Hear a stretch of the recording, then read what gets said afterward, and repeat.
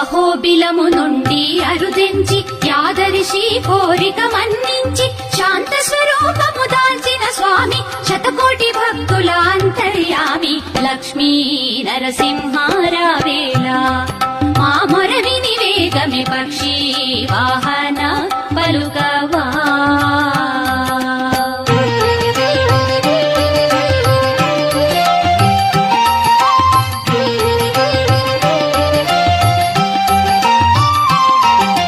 విశ్వమానవుల రక్షణ కోసం శ్రీహరి నరహరి దశావతారం నారదాది ముని వందిత చరణం తాగిన వారికి దొరుకును మోక్షం లక్ష్మీ నరసింహారావేళ మా మొర విని వేగమి పక్షి వాహన పలుకవా.